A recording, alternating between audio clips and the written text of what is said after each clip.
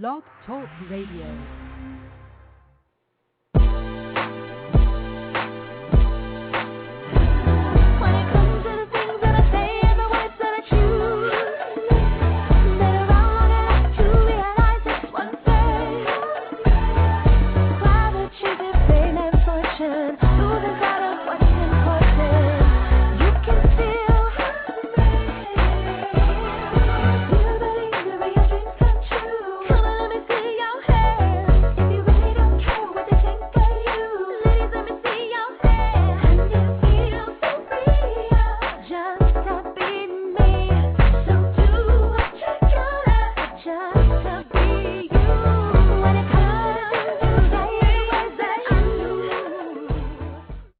Welcome to Plus Model Radio, the #1 podcast for plus-size women. I'm your host, Chenese Lewis. Today is Monday, July 6, 2009. Happy anniversary to Plus Model Magazine. Boy, how time flies when you're having fun. It's been 3 fabulous years. Plus Model Magazine is often imitated but never duplicated, and it truly is the pulse of plus-size modeling. Congratulations to Maddie and Valerie. Thank you for all that you do, and we love you. Also, in celebration of Plus Model Magazine's 3-year anniversary is a contest this month. Share your beauty tips, secrets, and favorite finds with our beauty editor, Artemis, for a chance to win a bunch of her favorite products. Estimated value over $350. To enter the contest, click on the ad in this month's Plus Model Magazine and fill out the form with your info. Entries must be received by July 25th, 2009. One winner will be chosen at random from the entries to appear in an upcoming issue of Plus Model Magazine. For more information, log on to www.plusmodelmag.com. And make sure you save the date for my event in October, Love Your Body Day. The website is back up. Log on to www.loveyourbodyday.com for more details, and keep checking back as content is added. And as always, I've got a great show for you today. Coming up later on the show will be CEO of Shapely Girl Fitness, Debra Mazda, as well as actress Kendra C. Johnson. But up first is David Rivera Jr.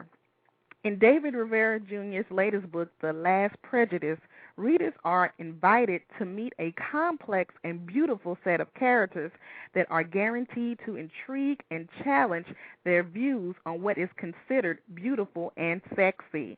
At first glance, the 3 plus-size women in The Last Prejudice go through the same relationship trials and tribulations that many women go through, but when forced to deal with the added social stereotypes and sometimes personal insecurities of being a full-figure woman, their true personalities come to surface, and the characters bring to surface how cultural biases against voluptuous women can create dissension and mayhem when lust is in the air.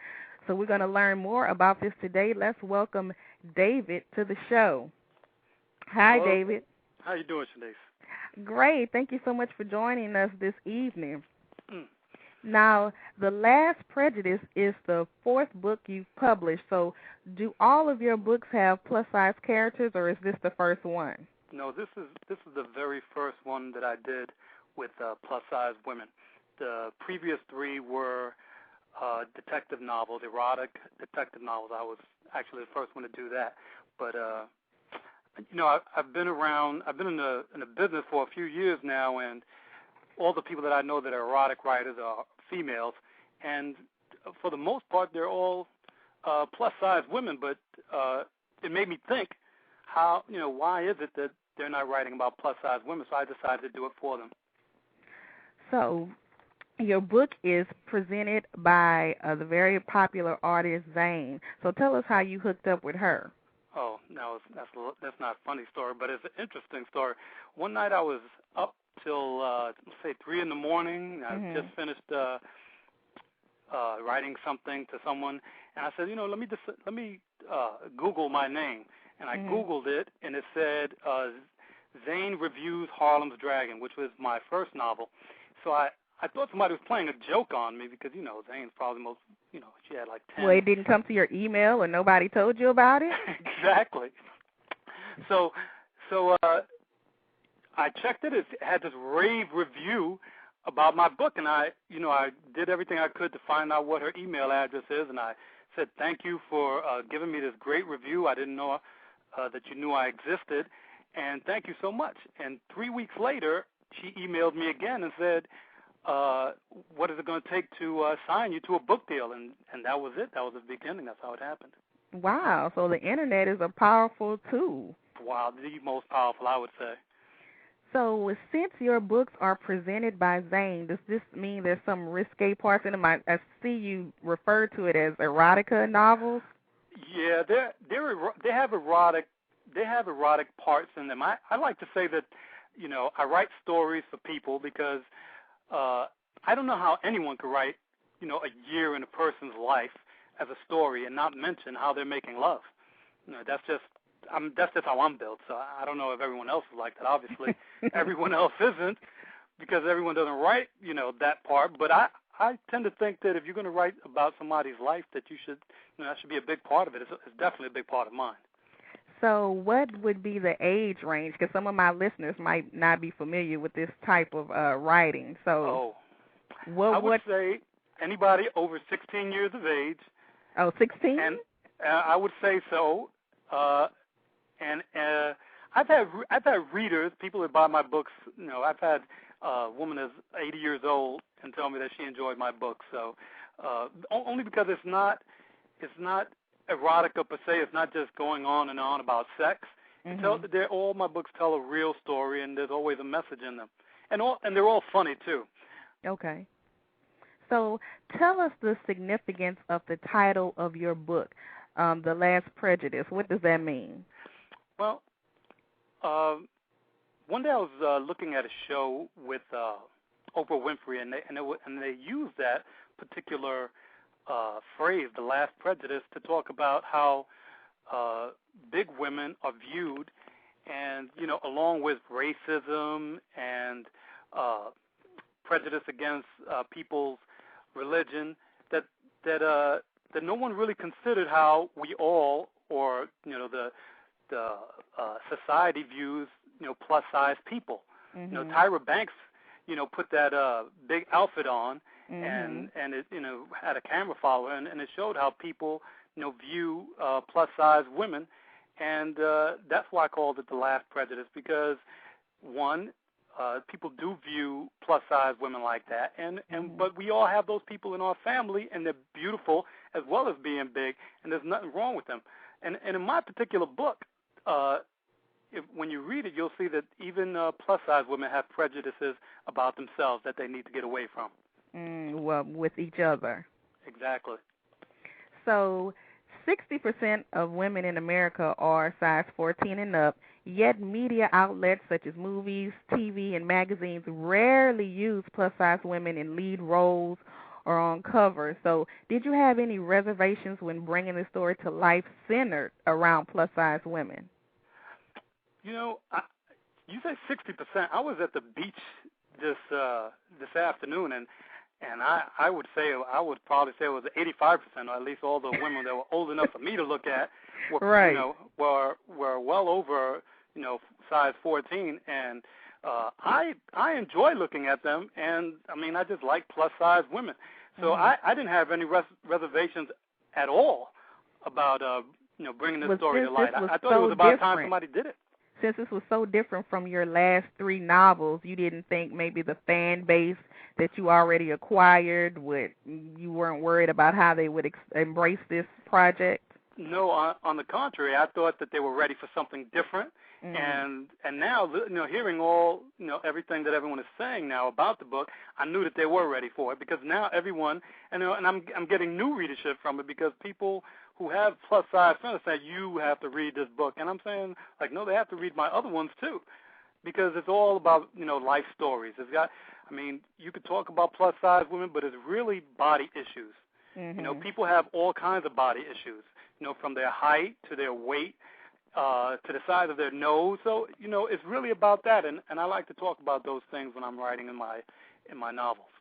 Right, and so it's definitely gave you a whole new fan base because I wasn't familiar with you before this myself, so it's giving you a whole new audience. I didn't really realize till I wrote it how huge. My fan base has literally doubled Mhm. since I wrote this book, and I want to thank all the plus size women out there who bought it because they really have heightened my career. And I'm gonna tell you, I was looking for a long time for the type of woman that I wanted on the cover, Mhm. and it took a while, and I decided on three separate women. Mhm. And sometimes I think that that the cover doesn't do them justice because sometimes I think, well, maybe I should have gone with a bigger, three bigger models. Mhm. But Well, your cover is it real photography or is it like artwork? oh no, it's real photography. Oh, okay. It's real photography, and it took a long time to find the right people to do it, and but I didn't want to put a face. I didn't want to put a face to the cover because I wanted everyone to be able to put their own faces on the bodies that were there. Oh, okay. So that they can see themselves inside of the story. So the three plus size characters in your story are Noreen King, a size 24 confident diva, and Delilah Ortega. Am I saying the names right? Dahlia, that's Dahlia. Dahlia Ortega, a self-conscious, full-figure woman in an abusive relationship, and Kat Davis, who gained weight after having a baby and is having struggles with that. Now, we all know women that could easily fit in all of these descriptions. So who were your inspirations for these characters? That's the thing that I like to talk about all the time. I'm like, I have nothing but plus-size women in my family. All of my aunts, my cousins, and my sister, they're all plus-size women. So I just took pieces from everyone that I knew because, they're all just part of my life. Mm-hmm. Those names I use are actually friends of mine that all are plus-size women. Oh. But I didn't use. I used their names, but I didn't use their actual, the type of persons that they actually are in them. Although they like to think that it's them in the story. But there's just so many people that I talk to, and I didn't just talk to big beautiful women for this story. I talked to I talked to all types of women with body issues. And that gave me the inspiration to do, all of those characters. Because so you had to do research to develop the characters. Oh, yeah, it took a lot. It took a lot of talking to women about how they feel about their bodies. And you'd be surprised at, what people actually think. Because so many women love their bodies. And most of the time, it took them a long time to get to that point where they start to love their bodies. Sometimes it takes all the way to their middle age when they've had body issues from the time that they were, young teenage girls. Right. It's a long process sometimes. That's my understanding of it. So what has been the reaction from your fans about this book or when you give interviews? Have you experienced some of the prejudice that are associated with plus size? Actually, no, I haven't. I think, like I said, my fan base has doubled. The people are coming out of the woodwork, talking about this. They're saying, it's about time that someone talks about, how erotic, how caring, and how smart beautiful big women can be. And so they're, everyone is just saying like, hey, it's about time. It's about time that someone speaks out on our behalf. And I know there's so many people like yourself that are speaking out, about, big, beautiful women or plus-size women. But for some reason, they're not being written about. Right. It's not common on hardly any mainstream anything. Which is crazy because, like you said, it's at least 60% of the women in America. So why are they not being represented? Exactly. So we're so excited about this book that you're helping change that. Yeah, the Last Prejudice. It tells such a meaningful story that I think when people read it, I've gotten so much feedback right now saying this book has changed my life, and I didn't mean it to change anyone's life. I meant it to be entertainment, entertaining, funny book that makes you think a little bit. Mm-hmm. And I'm getting the feedback of, oh, it's changed my life, and I'm like, really? It's changed your life? That was unexpected. Wow, what a pleasant surprise, though. Oh yeah. So, do you have anything else coming up we can be on the lookout for? Like, do you do tours and book signings or make appearances, that type of thing? Well, there's one thing that's coming up in July 19th, the Summer Book Fun in the Sun. That's in New York. But in August, the National Book Club Conference, I hope everyone is going to be there. That's, that reads books, because that's where I'm going to be. And it's a huge, huge stage for writers. So I hope to see a whole bunch of people there. But it's in Georgia. And I have to ask you this question, or some of my listeners are going to give me. Now, you're a successful, nice-looking man. Are you single? No, I'm not single. I've been married, actually, for 20 years. Oh, okay. And is she a plus-size woman? If you talk to her, I don't want to say, but I'll say that, like in the book, people, go up and down in their sizes. Okay. So, I don't want to get.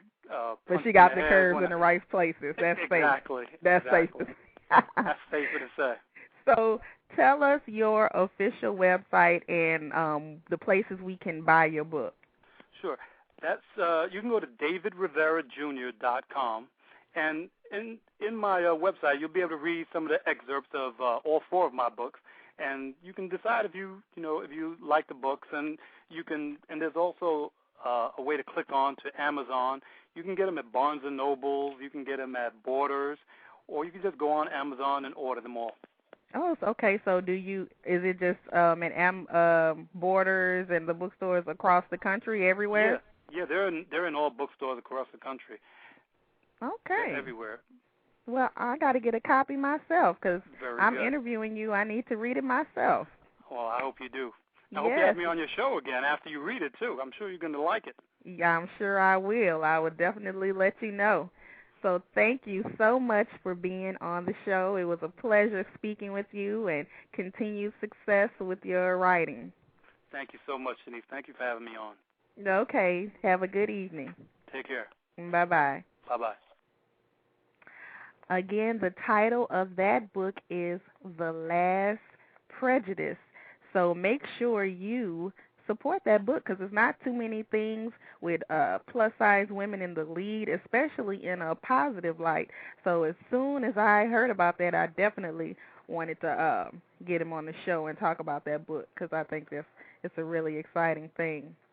Now, our next guest of the evening is Debra Mazda. Exercise physiologist Debra Mazda is the #1 leader of the plus-size fitness movement and creator of the Shapely Girl DVD series.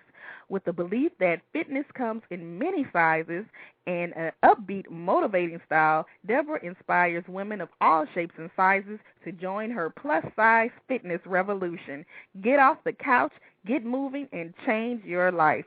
In 1998, ABC's Diane Sawyer profiled Mazda on Primetime, focusing on her long-term weight loss success and her sensible philosophy. Mazda's Shapely Girl fitness DVDs are currently sold on QVC and on Exercise TV on demand. Let's welcome Debra to the show. Hey, girl. How are you? Girl. Listen, I need a spokesperson. I think I found one. Hey, girl, how are you? I am excellent. So let me say hi to all my Shapely girls out there, and I love that guy you had on there. He was fabulous, and I'm going to get a hold of that book, too. Yeah, isn't it great? Phenomenal. So let's talk about your project. Okay. So you had a major lifestyle change that sparked your interest in the fitness industry. So tell us about that. I will. And, Chenese, it's a long story. I'm going to try and make it as short as possible. Okay. My weight escalated up to 325 pounds. Mm-hmm. I was a size, 24 plus, and I couldn't breathe. I've been on every diet known to mankind. They don't work. They don't work long term. And I just was worrying about my health. I had high blood pressure at the time, and I would see people exercise, and I thought maybe I should try that because all the people that exercise were thin. Now, remember, 25 years ago, we didn't have the problem with obesity that we have now in this country. And actually, David was correct. It's higher. 75% of women are overweight today. It's higher than 60%. Okay. So I decided to try exercise. I walked into a fitness club after pining for many, many weeks of being nervous, neurotic, crazy, and everything else. And I took a fitness class, and I tell you the truth, my body hurt for 2 weeks after that. I couldn't move. I couldn't breathe. I cried. But then something came over me, and I just felt so much better. And the guys at this club were great. They called me up. Where are you? Come back. We want to see you. And the rest is history. I went back, and not only did I take classes, I began to teach them. And I wasn't thin at the time. I started losing some weight. One day, one of the instructors didn't show up, and they said, come on, girl, you get in there and do it. And I said, okay, I can do this. I didn't know what the hell I was doing. Nobody knew what the hell they were doing 30 years ago in the fitness industry. And I just got in there, and I ran around like some major mahaf there, and the rest is history. And this is my 30th, God, listen to me. This is my 30th, oh, God, my 30th year in the fitness industry. I love it more now than I did 30 years ago because I know more now. I'm so mature and seasoned myself. I am an exercise physiologist, and I love what I do. I love my girls. I couldn't think of anything else that I would rather do, and this is what I'm supposed to be doing. So for me, it's great. I did lose 140 pounds. I am a size 12 right now, and my weight fluctuates at about 165 pounds. I don't mind telling people what I weigh. And I've been this way for many years. So it's not that I lost my weight 6 months ago. It's a very hard thing to do for those people who lose weight and try and keep it off. It's a really, really, really hard thing to do. But my number one key to success, Chenese, has been exercise. You cannot keep your weight off without exercising. No, nobody can. It's just hard to do that. You package your program into a company called Shapely Girl. So what is a Shapely Girl, and what is the meaning behind your company's name? Well, I'm the number one Shapely Girl over here. For those of you that think, I'm small or I'm this or I'm that, let me remind you that I still have I don't want to say the brain of an overweight woman, but there's still a part of me that totally gets it, understands it, doesn't forget about it, and it's always there in my head. So it's not that I lost my weight, and now I am in both worlds. I've been in the overweight world, and now I'm in the thinner world. And I can tell you that there's a big difference the way you're treated, that's for sure. So a Shapely Girl is somebody who's passionate and positive and confident, even if they're not in the place that they want to be. They're moving forward. A shapely woman is moving forward to better health because she's secure in her body, and she knows that fitness comes in many sizes. We are not all a size 2. We're not all a size 4. We're not all going to be a size 2 or 4. But we're all meant to be healthy and fit. And you don't have to be thin to be healthy and fit, no matter what people say to you. Now, some critics would say that plus size and fitness doesn't go together. You're either plus size or you're fit, but you can't be both. So what do you say to that? Well, one of my mentors, his name is Stephen Blair, and he's a professor at the University of South Carolina. Now, I've been following his work for 25 years, and Stephen Blair and his associates have been looking at how fitness and fatness and health outcomes are related. And what they found is that cardiorespiratory fitness is a better predictor of who will die and when than your body mass index, which is a calculation of body fat based on height and weight. In other words, according to Professor Blair, fitness appears to provide protection against the risk of early mortality posed by fatness. His research shows us that the death rate for women and men who are thin but unfit, not every thin person is fit, is at least twice as high as for their obese counterparts who are fit.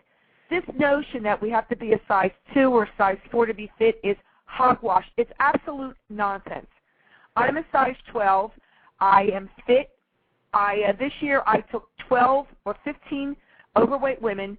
I trained them for 2 months, and they did a 10-mile race called the Broad Street Run in Philadelphia, and every one of them finished it. They all finished a 10-mile race. I trained them for 2 months.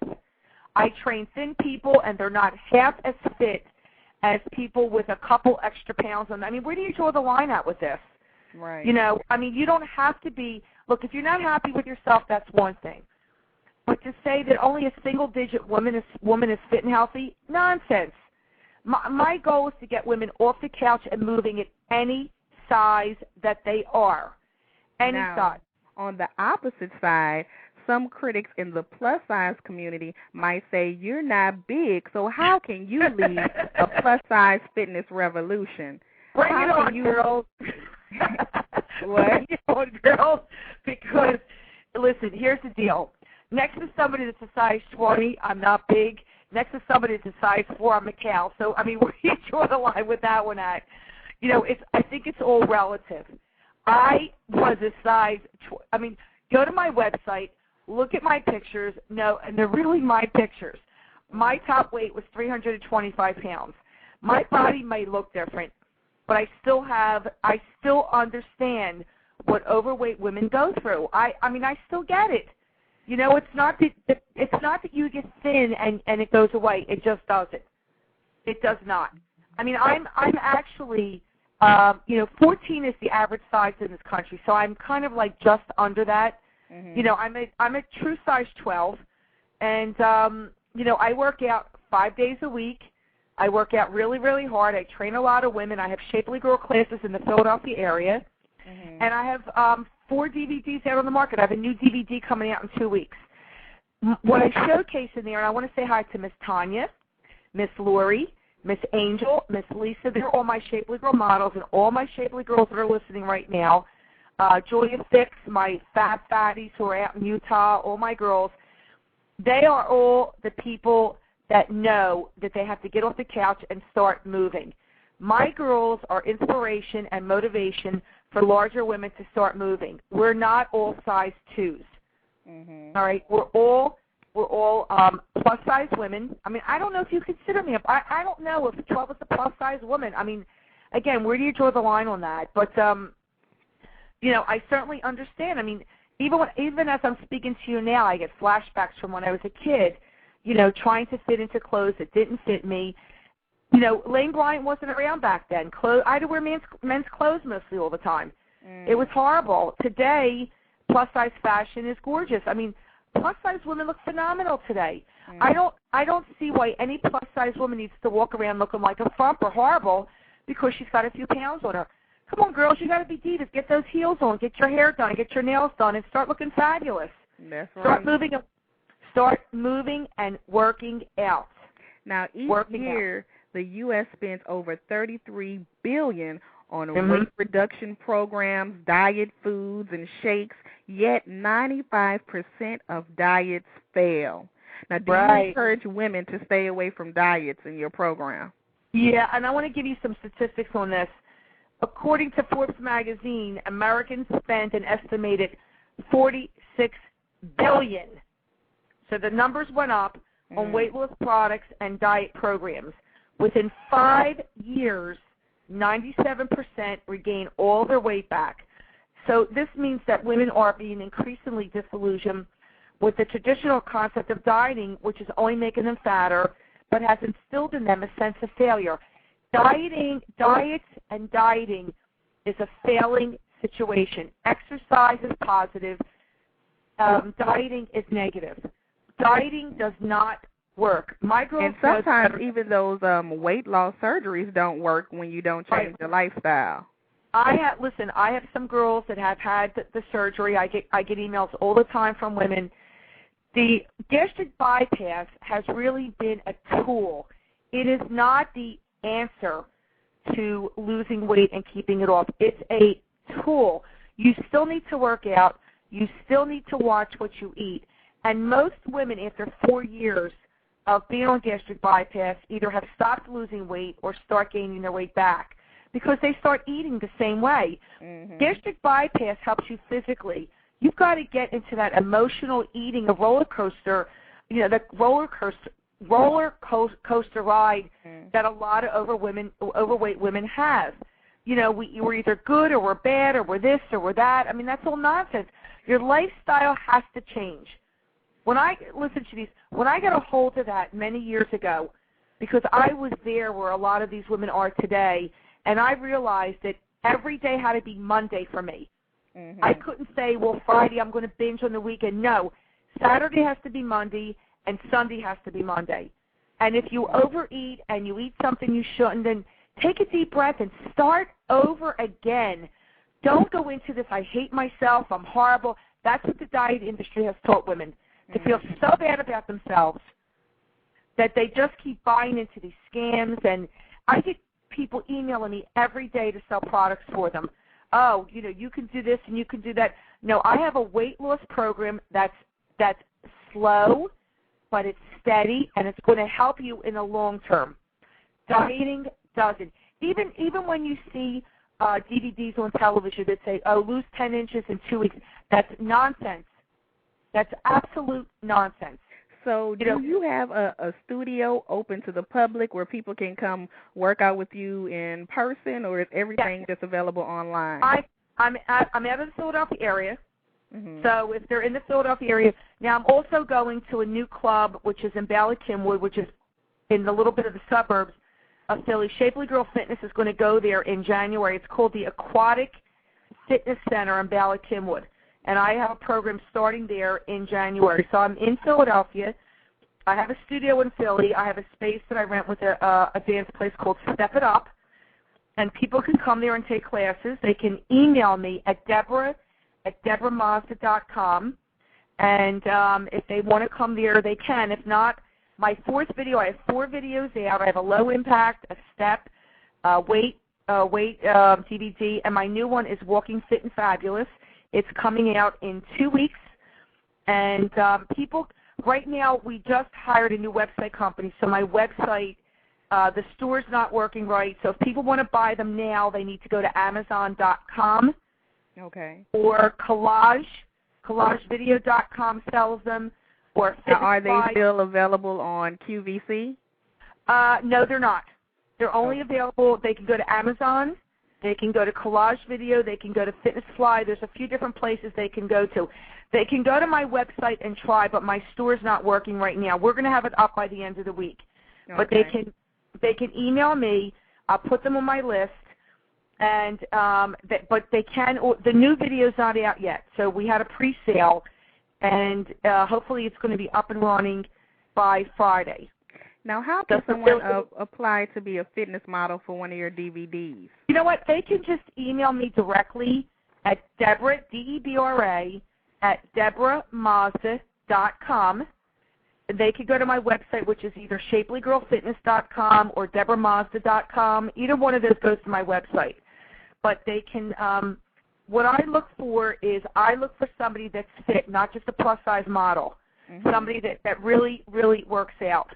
So I'm looking for women who are plus-size models, and I'm hoping to really expand Shapely Girl Fitness, into different areas of the East Coast right now, and hopefully throughout the whole country in the next year or so, where I'm going to take larger women and make them a group fitness instructor and get out there and help other women to do this. Because to me, it's about moving, breathing, good nutrition, and never, Chenese, this is the most important part, never, ever. Lori Nudie, do you hear me? Tanya, do you hear me? Never giving up, even when your brain tells you you're a failure, because that's old thinking. I mean, I had so many days like that where I would just wanted to give up. I would sit and cry. What am I going to do? Who's going to help me? And then I would take a deep breath and I'd say, you know what? You got to keep pushing forward, because that's the most important part to all of this. You've got to keep pushing forward. You've got to hang in there. And let me tell you something. There was nobody really to help me. I did this all on my own. So I created Shapely Girl Fitness for women to come, be in the mix, and let's work this out together. And you do your part. Accepting environment where you can feel comfortable, I'm sure. Absolutely. I'm not, listen, and I want to tell you this, I'm not trying to get women skinny. That's not the goal of Shapely Girl Fitness. The goal of Shapely Girl Fitness is to get you where you want to be. If you're a size 24, thinking about becoming an 18 is great, and then thinking about if you want to go, past that, that's great too. But I'm into the mode of getting women fit and healthy, eating right. Because if you're eating nothing but junk, I don't care what size you are, you're not healthy. You could be a size 2 and eat junk all day long. Does that mean you're healthy? No way. So I want people to move. I want them to breathe. I really think, and just like the guy before you, David, that was on talking about his book, which he sounds fabulous, that guy. It's a shame he's not saying, well, I got girls that would eat him right up. I know.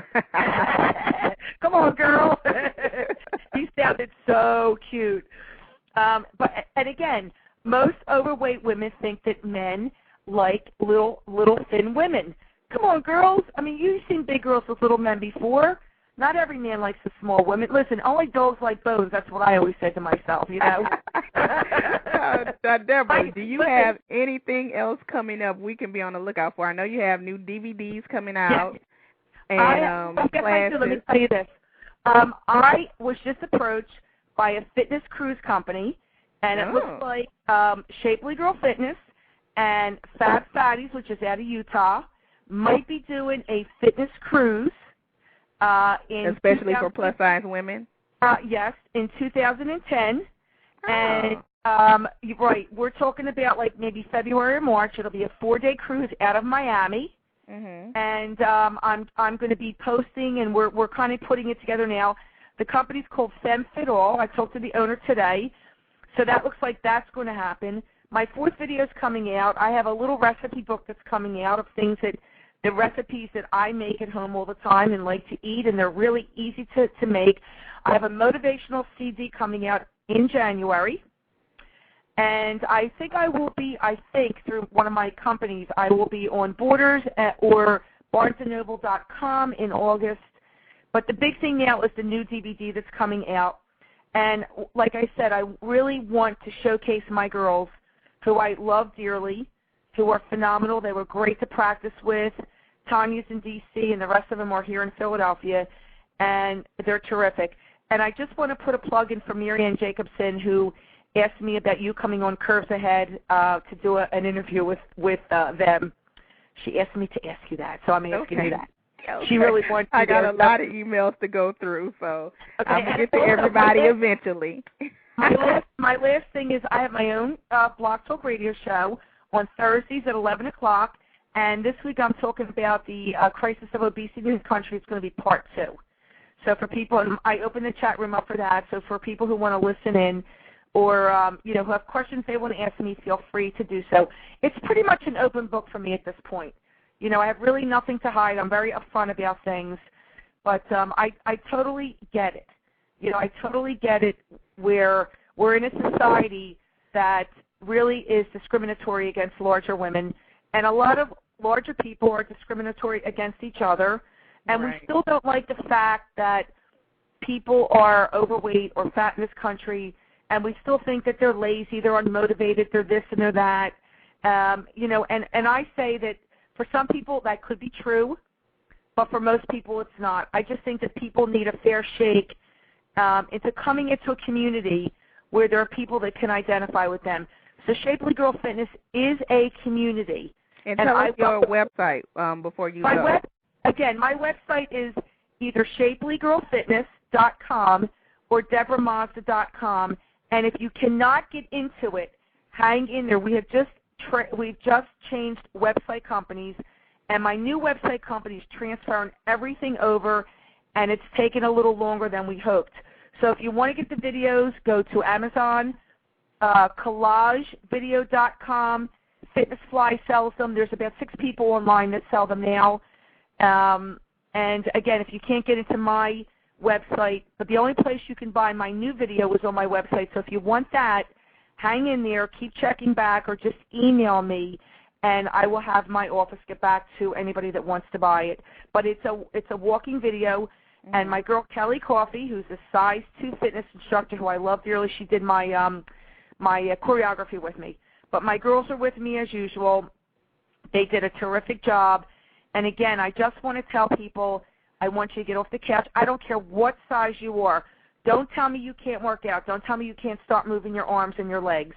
You know, I will get you moving if that's the case. And, you know, and Deborah, we got to go. I'm sorry. I got the so average girl. Come on. Thank you so much for being on the show. You are fabulous. And thank you, honey. You are too. And don't forget about the cruise in 2010. I'll let everybody know. Yeah, email me with the information, and I can announce it on the air. Okay. Thanks, honey. Thank Bye. you. All right, sweetheart. Bye-bye. Bye-bye. So, again, that was Debra Mazda. Make sure you check out her DVDs, Shapely Girl Fitness. And she's full of energy and spunk. I'm sure she's an awesome fitness coach. And last but definitely not least is Kendra C. Johnson, best known for her starring role in the independent feature Phat Girlz, in which she starred alongside Monique, has also hit up the small screen with memorable roles on episodics such as Bones, The Shield, and Strong Medicine. Most recently, she has enjoyed a recurring role on the CW comedy The Game, and you can also check her out in this month's Plus Model magazine. Let's give a warm welcome to Kendra. Hey, girl. Hey, Kendra, how you doing? Hello? You can't hear me, okay. Okay, can you hear me now? Yes, Okay, yes. sorry about that. Hey. So thanks for being on the show. No problem, dear. So what were you doing before you decided to pursue a career in entertainment? Well, since Deborah took up all my time, I guess I have to talk fast. No, you don't have to talk fast. I'm kidding. I'm going to Philly to find her because I've been waiting. Anyway, I was living in Charlotte, North Carolina at the time. I was working for the 4 major sport and entertainment venues there in human resources, and I actually did. Human resources was the field that I felt like if I fit anywhere in corporate America, that's where I would fit, somewhere between human resources and communications. And that's actually what I was studying in school, was communications. But anywho, I one day I had one of the buildings I worked for in Charlotte was the Charlotte Coliseum, and the Coliseum manager was probably one of my, probably the biggest mentor I've had in my life that's not related to me. And he and I always had great conversation, and he's been just kind of somebody who I was able to count on, depend on, really just be, he'd be honest with me, that type of thing. So I went in his office one day, and I said, his name is Sporty, and I said, Sporty, and I had never said it out loud before this to anybody. This all had been happening in my head. So I said to him, I said, Sporty, I'm thinking about moving to Los Angeles. Now, mind you, I said it expecting for him to say, girl, you're crazy, go back in your office, go back to work, whatever. You know, just something. He was supposed to give me that, okay to stop dreaming. And instead, he did the exact opposite. And rather than telling me to go back in my office, he looked at me, and all he said to me was, when are you leaving? And I was like, when am I leaving? What do you mean, when am I leaving? I mean, I wasn't really, you know what I mean? I wasn't really considering going, like, really until that moment. Right. And he said to me, why not? And why not now? Right. And he was absolutely right. And I literally, months later, I had a house there and a job and my daughter and everything, so there was a lot of coordinating that had to be done. But given all of that, it really, in no time, I blinked and I was gone. And I had to do it, and I had to do it right then before I talked myself out of it, I guess. But that's how I was doing before I came here. So you mentioned that you have a daughter. Mm-hmm. So I know you're a single mother. Is it hard for you to pursue your career with a child? The only hard part is that she's not with me all the time. Other than that, it's as opposed to it making it more difficult, it kind of gives me a much greater reason why, and a bigger reason why than just me. I feel like, when we have children, whether they be ours or just kind of, children whose lives we're a part of, I feel like, we can say things over and over and over to them until we're blue in the face. And no matter how often we say it, they're never impacted as much from our words as they are from our actions. And I remember I was in a children's theater group in my church in Hartford, Connecticut when I was growing up, and I did this song, and we did a play called Children Are People Too, and I sang this song, and the gist of it was that, words are very important, but we learn from what our parents do, not from what they say. And so I felt like giving her this example through my actions, not just through my words, would speak volumes to her over anything that I could ever say to her. And her name's Imani, and she'll be 14. Going into high school, I cannot believe it. I'm still in high school, so I don't know how she's going to high school, but whatever.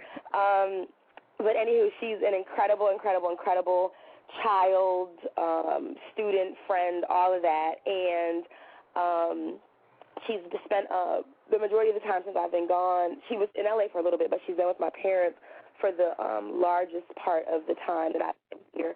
And they've just done an incredible job with helping her to become the incredible young lady she is now. But yeah, so I don't think it's made it difficult, just kind of more pressing, I guess, to stick to it and not give up and be an example, or try to be the best example I can. Now, once you moved to L.A., were there obstacles in getting your career established? This is so funny because I know, we talked about some of this stuff, but I know this is for the audience.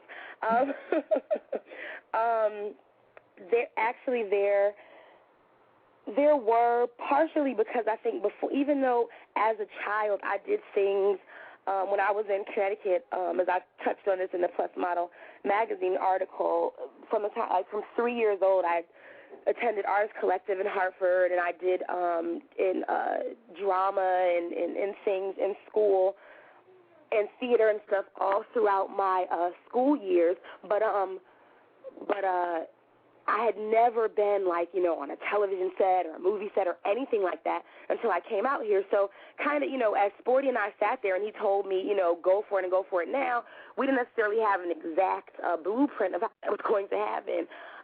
So I guess one of the obstacles was just kind of getting here, and I think some people maybe do that research before they come, and I hadn't done it. I kind of had to come here and figure it out as I was in the midst of it. Mm-hmm. And one of the things, too, I would say was one of the first agents that I had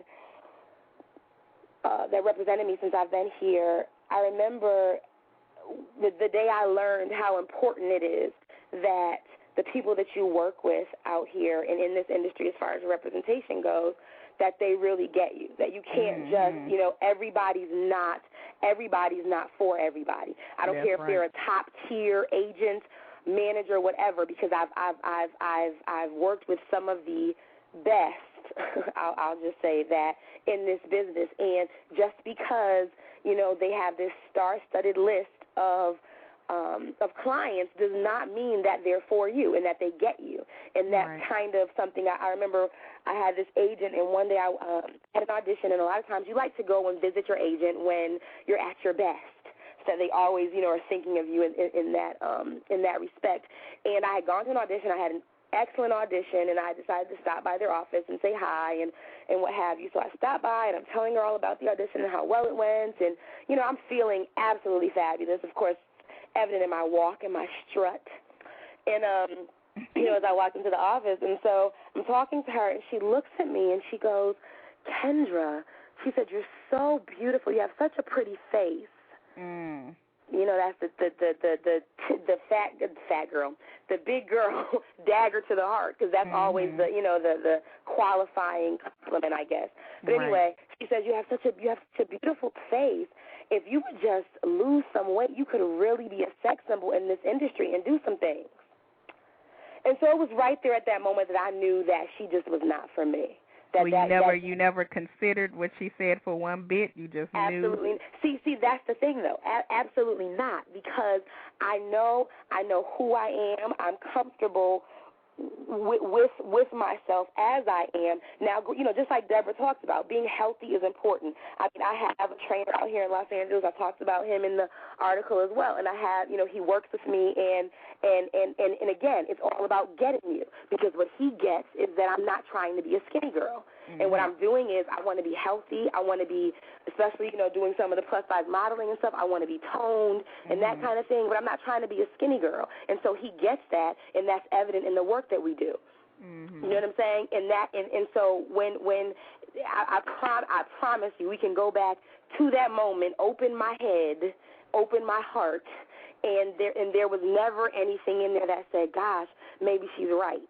I don't believe that we all have to fit into that, that mold and that.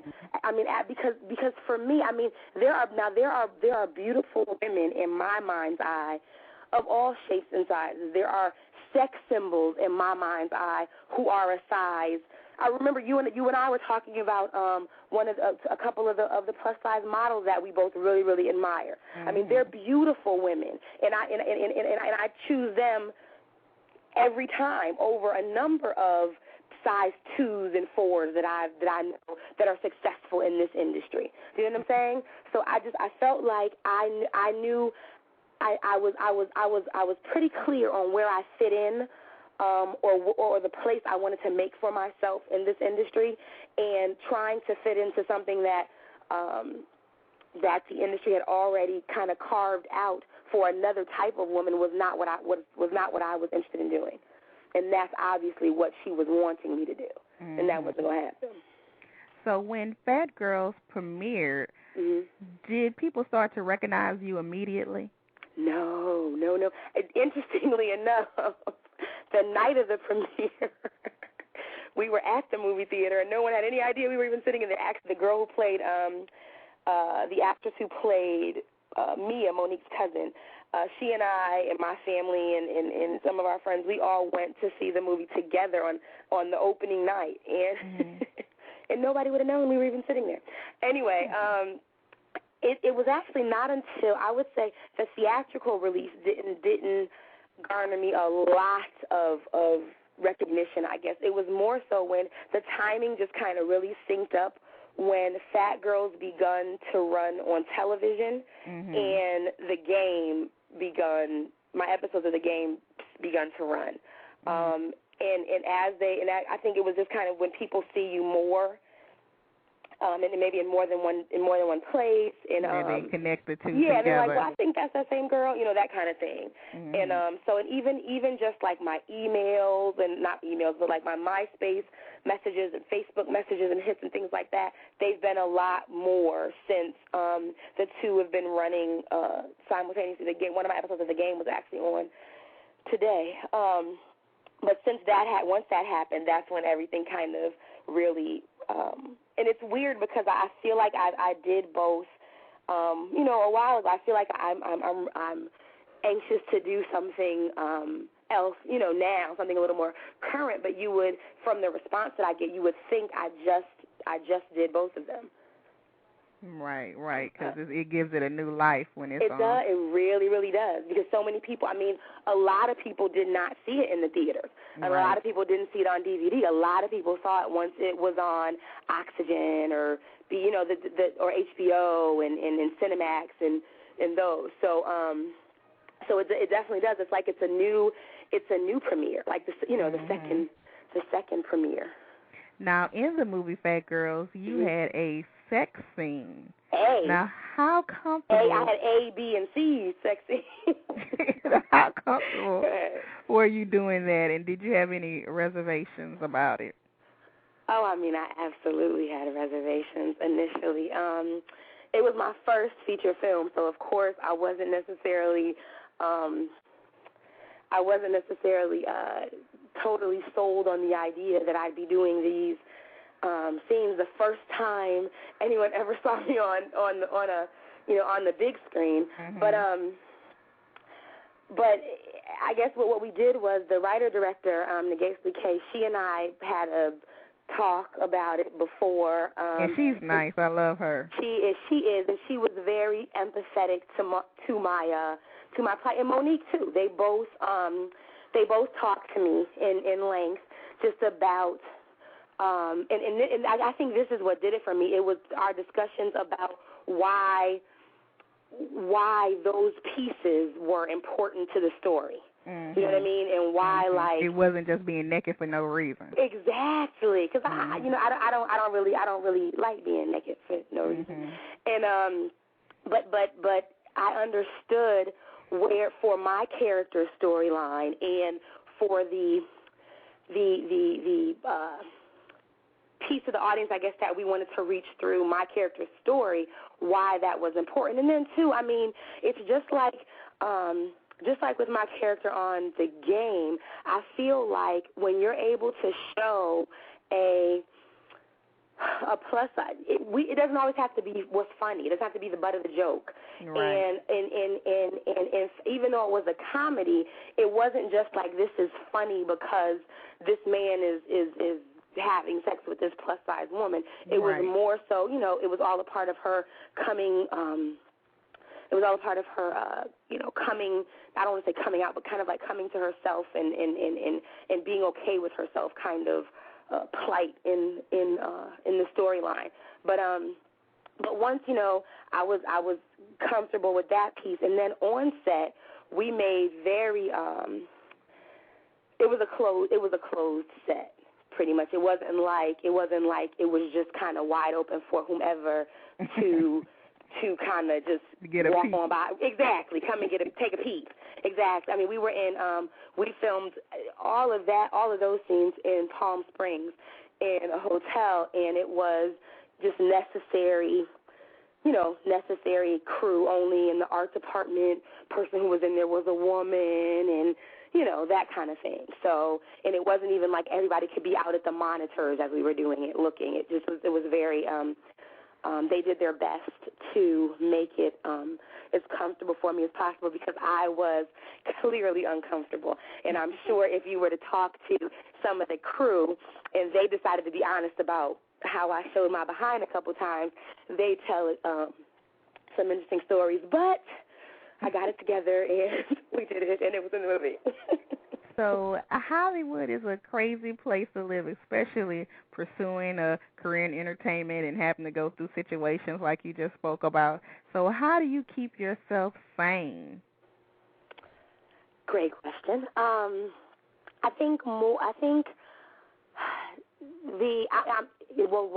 Let me begin by saying I don't know that I always am sane, but for the but my foundation, I think, in my faith, and I have an incredibly supportive church family here, and I had one in North Carolina before I came here, and I've been able to grow some relationships with my church family that have allowed me to, kind of have when you're away from your core support group, it's allowed me to kind of create a new core support group here to depend on, rely on, and confide in, and kind of go to and bounce things off of and run things by. And, when I have a what would Jesus do moment, I have plenty of folks to ask and or help me kind of determine the best route and that kind of thing. And we have an incredible young adult Bible study group that our assistant minister, Tyson Moore, he leads our young adult Bible study group on Wednesday evenings, and it's just one of the most grounding places, I guess, to just kind of be and be able to just lay it all out there and just kind of find the strength you need, the answers, the support, all of that kind of stuff. So I have to definitely say that my faith and my church family keep me as sane as Kendra can be in this town. Okay, now before we go to the next question, let me say right quick, our hour is coming to an end, so the live stream is going to be ending. But everybody listening right now, you'll be able to hear the whole interview in the archive. So we're just going to keep going over the hour and listen to the archives to hear. And everybody email Debra and tell her shame on her for taking up my time. Go ahead. But we're going to still get the whole interview, so you're good. Okay. So, all right, so you have a beautiful headshot with your interview in this month's edition of Plus Model Magazine. So what are some of your beauty tips that you can share with our listeners? Oh, wow. Well, everything that was done to me was done by somebody else. No, I'm kidding. Yeah, but you still had nice skin and nice teeth. They can't do all that. Okay. I think one thing I think I took for granted before I moved out here was just that I think genetically I just have good skin. Shout out to the Strongs, the Myers in Connecticut. I got it from them. But I just think genetically I have that, and I took it for granted when I came out here that it would just be that way. And I think being in a different climate and as I'm getting older, I begun to realize that it wasn't just going to be that way. So I had to become serious about a beauty regimen, a face cleansing, toning regimen kind of thing. And so I guess that's important. And just you can't. I think the one thing is I remember a makeup artist once told me that you can do a lot with makeup, but if the canvas that you begin with, like the plain blank canvas, right, is rough and rugged, there's without just caking on piles, mounds upon mounds of makeup, there's not a whole lot you can do to change the actual canvas. So I think just kind of for us just to keep in mind the importance of just kind of keeping our canvas our blank canvas as together as possible. And then one thing too, I remember one of my very, very good friends out here is a stylist, and she told me that you should, especially when you're a rising actor, actress, model, whatever in this industry, always the things that you decide to do, whether they be your hair color, your hairstyle, things like that, make sure it's always something that in a pinch you can do for yourself. Like where you shouldn't always have to go to the salon or have someone else do it. It should be something your look should be something that you can achieve. Because you don't want to go looking all rough when you don't have somebody else. Exactly. Like you have this picture out of you that looks like this one person, and then you show up for the gig and you're this totally other person because you couldn't get to everybody who created that person in the picture.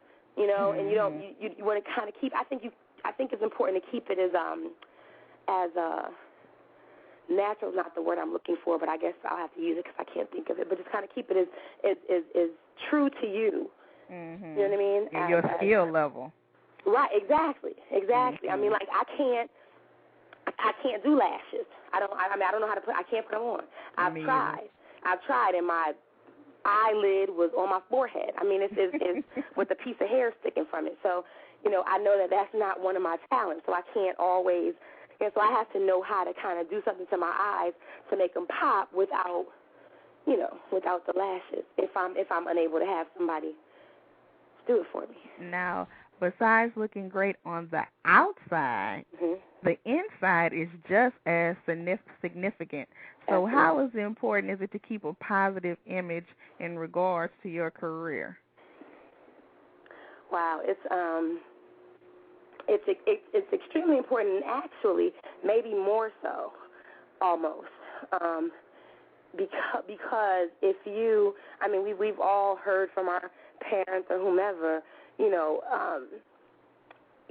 can't just be the pretty girl on the outside if it doesn't radiate from with that. That's a whole other level of a beautiful woman or a beautiful person. For the outer surface to be great is nice, but when it radiates from within, just like when you and I first met. And I remember what I told you when we first met? Mhm. That kind of thing. It's like you can sit here and look at me, plain face, not done up, not whatever, but the beautiful person you are is from within, is radiating out, so you look just as beautiful right now, as you do when you are all done up. And then, too, we want to make sure that, especially, I think, for plus-size women, I think we have a responsibility to younger girls, to the younger, because there are so few of us in the mainstream spotlight that they get to see, that they can relate to and kind of feel a connection with. When they do see us, it's important that they see something that they can be proud of, something that they can, aspire to, something that they can consider a role model or, again, an inspiration or what have you. And in order to do that, you have to be kind of that decent person. I don't know, or not decent probably isn't the right word, but you understand what I mean. You have to just kind of have good carry character. yourself right. You have to carry yourself in that manner so that you can offer those things to our younger girls. Be a positive role model. You do it because I think it's really important that by the time you get to, it's much harder when you get to, just like they say, you can't teach an old dog new tricks. I mean, I guess you kind of can, but it's harder. And if we reach them and we touch them and we inspire them and we add value to their lives at a younger age and at an earlier time in their life, by the time they're our age or adults or what have you, they already have that foundation. You know what I'm saying? And so it's not like you have to start from nothing or teach an old dog new tricks. Right. So do you have any future plans to create your own projects or anything for plus-size women? Well, I'd love to. I don't have anything specific in the works right now. I mean, I have a couple of projects that I've been working on with some friends of mine in the industry, but nothing that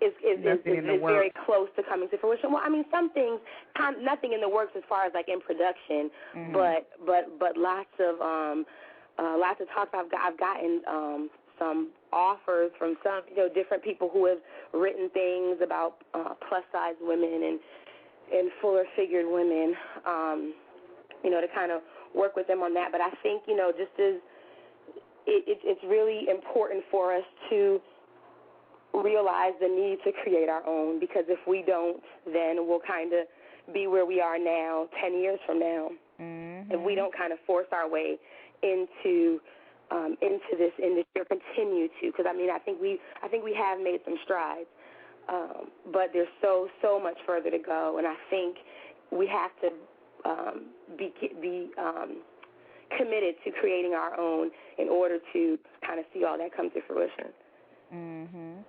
So tell us your official websites to get in touch with you or just to keep up with what you're doing. My Facebook is my favorite now, but MySpace or Facebook, I kind of try to keep those current. So I guess it's my MySpace is myspace.com / or front. I forget which way the slash goes, but dream it's a slash. dream big KCJ, and then Kendra C Johnson on Facebook. So that's where you'll find me. And I never asked you this, but why do you have the C in the middle of your name? Is another Kendra Johnson that's an actress? Well,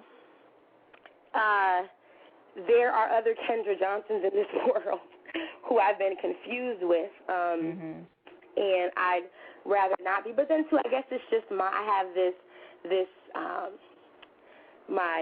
one of my girlfriends says I just have this need for more attention, and that's not it. It's just that I need to be Kendra C Johnson, not anybody else. I think it's just my I don't know, your like signature. Yes, it's my and my middle initial is important to me because I think that, like, it wasn't just a cute name. My mother named me after her grandmother, who she was extremely close to, and so because there's, you know what I mean, meaning and family significance in my middle name, I like to kind of, you know, keep it prevalent. Well, so, yeah. That's it. I'm surprised I never asked you that before. Yeah, you haven't. That's on or off air. Well, thank you so much for being on the show. I see you got all your time. Yeah, girl. Now, you need to email me Debra's email address because I'm sending her a message, and that is serious. I like Debra. Debra gave shout-outs to everybody. Okay, wait a minute. I couldn't give a shout-out to nobody. No, just a shout-out. Wait a minute. I mean, I want, you know, I have people listening. I wanted to shout out my people. I mean, I have people tuning in from coast to coast. I want to shout out my people, but, you know, all of Debra's people got love, live stream love. Well, it's all good. Anyway. You're going to be heard by a lot of people. Don't even worry about it. I'm not. I'm just kidding. Well, she could give me she can let me do a video. Yeah. Look it up to me. One of those DVDs. That's what I meant, a DVD, yeah. After a video, look, okay, don't date yourself, Kendra. I'm in high school, I told y'all. So. Well, thanks for being on the show, girl, and yeah, girl. I'll be talking to you soon. Okay. And thank you, Chenese. And good luck with everything. And don't forget to view Kendra's article in this month's Plus Model magazine if you haven't checked it out already. And make sure you look at her editorial picks. What month was the editorial? That was May. In May. Yeah. So make sure you check out her editorial in the May edition and her interview in this month's edition of Plus Model magazine. But I do have to give a shout-out to Plus Model magazine because they are the absolute best. Love Plus Model magazine. Maddie Figueroa Jones, what? Love Plus Model magazine. Have to get congratulations on 3 incredible years. So happy for you, and I'm so happy to kind of be a part of the family now. Yes. Well, all right, girl. Enjoy the rest of your evening. You too, sis. All right, bye. Bye-bye. And thank you all to our fabulous guests this evening, David Rivera Jr., Debra Mazda, and Kendra C. Johnson. Tune in next time, and we'll have more Plus industry professionals with stories to not only inspire you, but to keep you connected.